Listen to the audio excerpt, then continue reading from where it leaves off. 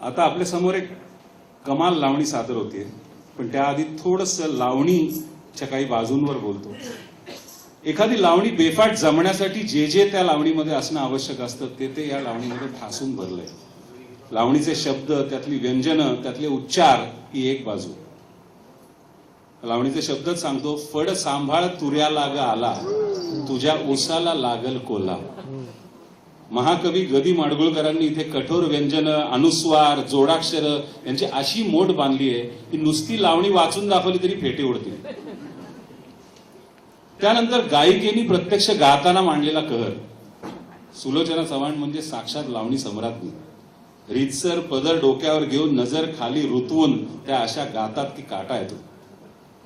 खूप मागे त्यांनी एका मुलाखतीत सांगितलं होतं की मला गाताना अंगविक्षेपाची गरजच भासत नाही, त्या खाली घातलेल्या मानेनीच मी बोर्डावर बाया नाचवते. कमाल.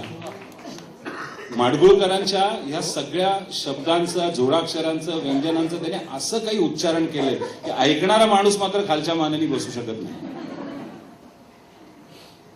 आणि या लावणीतला अत्यंत महत्वाचा घटक म्हणजे वसंत पवार यांचं संगीत.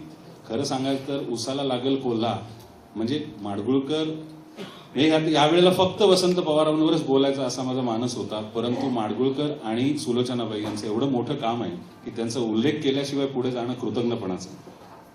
वसंत पवार हे स्वतः अत्यंत उत्तम सतारवादक होते. त्याशिवाय ते सारंगी, पावा आणि बीन वाजवायचे.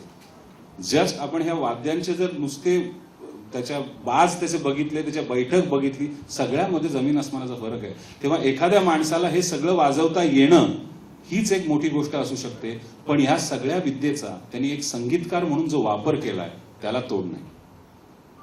मराठी संगीतातल्या केवळ उत्तम नव्हे पण अत्यंत प्रतिभावान संगीतकारांपैकी वसंत पवार हे भावगर्भ संगीत देणारे वसंत पवारच होते. आणि पदरावरती जरतारीचा मोर नाचरा हवा किंवा उसाला लागल कोल्हा सारख्या भन्नाट लावण्या देणारे वसंत पवारच होते. त्यांची ही एक भन्नाट निर्मिती आपण ऐकूया. परत एक सूचना, या लावणीमधलंही लय बदल जेव्हा होईल तेव्हाची धुंदी अनुभवायला विसरू नका.